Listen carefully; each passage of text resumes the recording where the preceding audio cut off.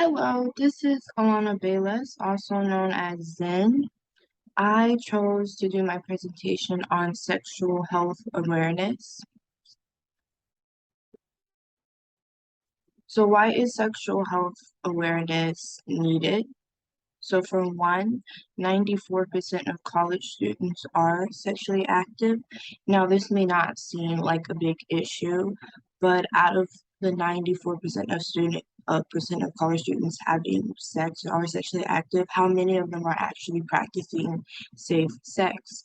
Many of them probably are participating in risky sexual behaviors purely because they probably don't have or didn't receive adequate education growing up, like in high school, middle school, etc. And the statistic is from the Health Resources and Services Administration. Second, there is a lack of a cohesive and consistent sex education guidelines within the United States, and this is according to a journal of adolescents. So basically what this means is that certain states, they have the freedom to require schools to educate students on certain things. So certain states require schools to talk about or educate students about STDs, STIs. Some schools or some states don't require it. And within those states that don't require STD, STI education, certain schools probably choose not to educate students. So there's a chance that students going to schools like that weren't adequately educated on STDs or pregnancies, HIV, contraception, which is very important, etc. The third reason why I think sexual health awareness interventions are needed is due to the overturning of Roe v. Wade. This happened recently, many of us know that, and this basically allowed states to decide whether getting an abortion is legal or illegal. So there are many states currently in the process of illegalizing abortion. So that means that many women who would choose to have an abortion could face criminal charges, or people who help women get abortions can face criminal charges if they were to get an abortion. So I think it's important for women and men to be educated on sex, make sure they're having safe sex, practicing safe sex practices to avoid ever getting in and a situation where they have to make a very tough decision like that. The fourth reason is that college-age women between the ages of 20 and 24 make up about 28% of those who obtain legal abortions, and women ages 25 through 29 make up 29% of women having abortions, and that totals up to 57%. So this is basically showing that college age women are more likely to get abortions, and with Roe v. Wade being overturned, many women in certain states will not have that opportunity to do so if they wanted to. So, like I said, it's very important that everyone is aware of or educated on appropriate contraceptions, practicing safe sex, using protection, etc., and know where their services or resources that are available in the school or in the local area that can help them with this procedure if they choose to do so in the state of Hawaii. My fifth and last reason is that young people aged young people aged 15 to 24 account for half of nearly 26 million new sexually transmitted infections that occur each year in the US. So 26 million sexually transmitted infections, STIs, that's very concerning.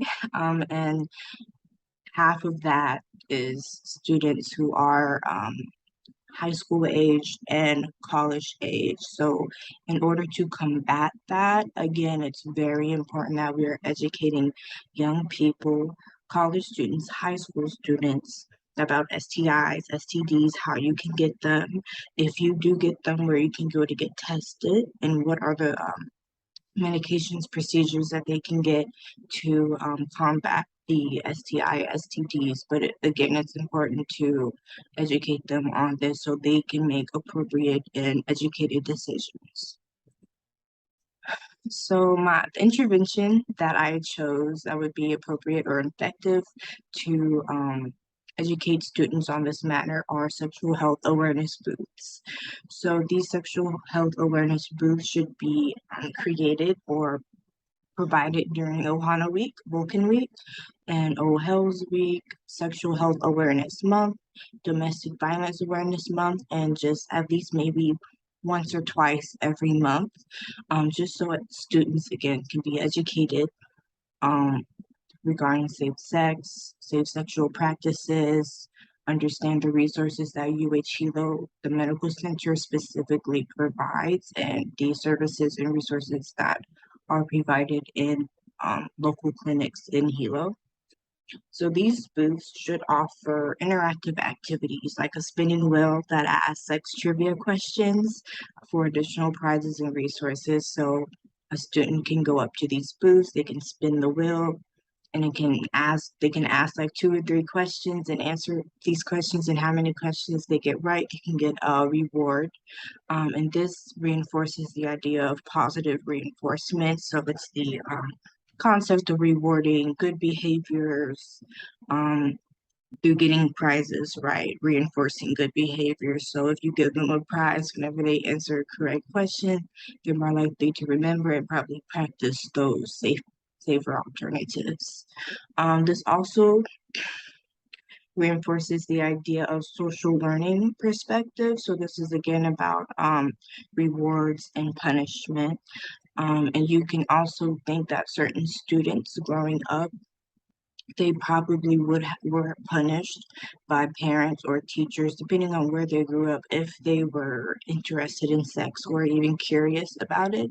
But in college, I think we should reward them when they are actively seeking to be educated in regards to safe sex, right? Like it's 94% of college students are having sex. That's a reality. So instead of punishing them or making them feel ashamed when they're curious about sex, we should educate them and reward them when they try to seek out information and resources regarding safe sex.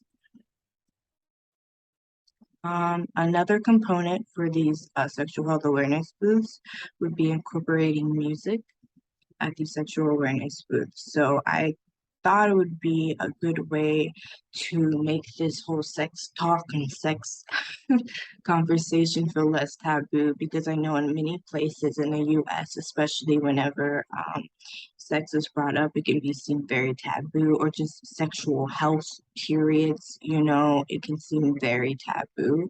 But playing music like Push It and Let's Talk About Sex by Salt-N-Pepa, it can make it feel like it's a more empowering, upbeat, fun conversation, playful. It is serious, but it's also something that it's not something to be ashamed of. It should be made taboo. And I think incorporating this music will also have students like give their attention to it. They'll like listen to the music and be like, what is that? Why are they playing music about sex? Let's see what's going on over there, right? Um, also, a research that I found in the European Journal of Neuroscience said that people are more likely to give their attention towards identifiable novel sounds. So Push It and Let's Talk About Sex is a very common identifiable song that many people know. And even if they don't know the song, then they gotta know what sex is. So they're gonna be like, oh, what's going on over there? That's something different. That's, like I know what this is. So let's go and see what's going on over there. And there's a lot of booths on campus, like the Title IX booth. There's the Women's Center. They have a booth as well, housing. They set up booths throughout the year, but none of them play music. So I think this booth would kind of be a little bit different from the ones that are already on campus. So another component would provide at these booths would be sexual health goodie bags. So these goodie bags would be provided to students who walk by, or if they participate in the activities that like the sex trivia game with the wheel, we would provide them with a goodie bag regardless if they, win or not. Um, and the goodie bags will include protection like condoms. It'll include candy and snacks because college students they do enjoy their snacks.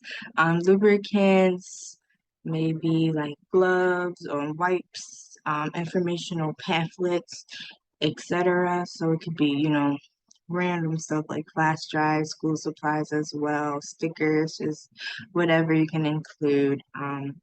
But to talk more about the sexual health pamphlets, this is an example here about what I'm talking about. So these safe sex pamphlets should include statistics regarding STDs and STIs to inform students how common it is in college to get it, and also how to prevent it, and also if you did get it, where you can go to get tested, which ones are curable, which ones aren't, etc., just so they are aware. And other relevant statistics should be included, like untended pregnancies, etc. There should also be information regarding contraception and birth control options, and there should also have contact information from the UH Hilo Medical Center and local clinics in the Hilo area. And there should lastly be a list of services that the medical center provides and local clinics provide. The medical center provides a lot of services and resources. They do STD, STI testing. They provide many contraception and birth control options, but maybe many students are unaware of that. So I think if that is listed in the pamphlets, then they'll know. If something ever came up and if they wanted to get tested, it's on campus and they can, walk to it if they live on campus. I think another component or another pamphlet should be added into these safe sex goodie bags. And these pamphlets should include stories from college age students who underwent adverse sexual health experience. So like if they contracted an STD or an STI from their partner, how they found out, how did that happen, how did they feel, what did they do to get through it, etc. Maybe if they got pregnant and what they decided on, what they went through, etc. And I think it's important that these stories are told by college age students, so students that are the same age.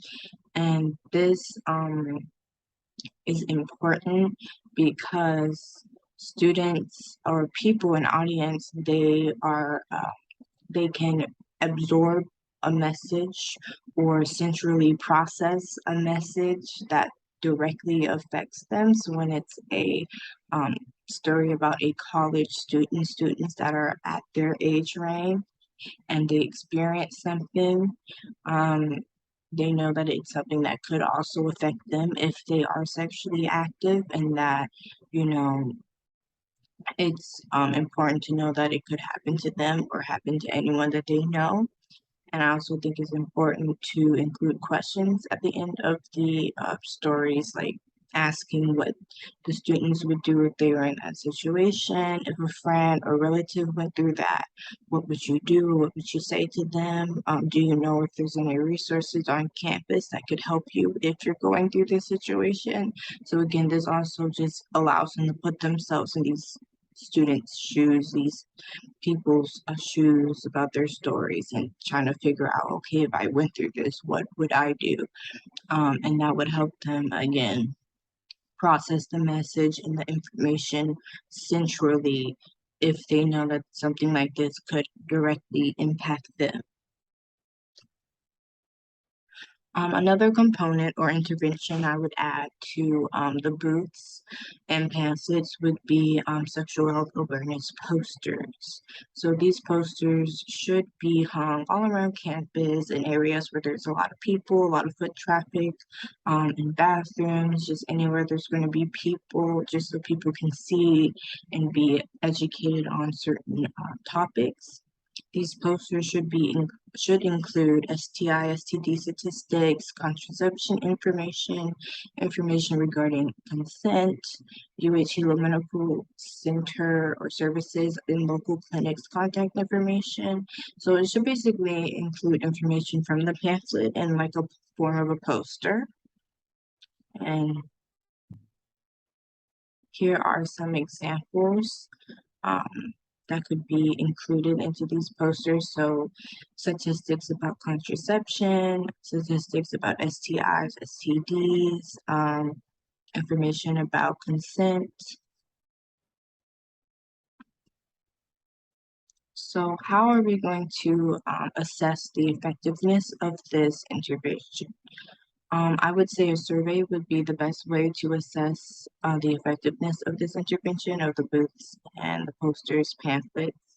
And a survey should be offered to students before or at the beginning of the academic year and then towards the end of the academic year. So the first survey would to just kind of see where students are with their current um, sexual sexual practices, and then at the end to understand, okay, did their practices change? Were the interventions used on campus, or did they help them, change their mind? Did it educate them a bit more? Did it help them make more educated and appropriate decisions, etc.? To get people or students to do the survey, because some students or people just may not feel comfortable reporting any, anything really regarding their sex life. So I think we should use a monetary incentive. So basically giving like 5 to 10 random respondents a Amazon, McDonald's, or Target gift card that's like $20 to $30. And there is a study that I read that has said that providing a monetary incentive will cause higher response to surveys. And the way we distribute the survey is through the postal mail, so mailing it out to students, through email, through QR codes at the booths, QR codes on posters, QR codes on pamphlets, and paper surveys at the booths. So the survey questions that should be included should ask if the students are sexually active in college or if they have been sexually active in college, if they use protection during intercourse, how often they get tested for STI, STDs, when did they learn about sex? Was it in high school? Was it, with parents when they were really young? If they are aware of the health services and resources that are provided on campus. And that is it. Thank you for listening to my presentation.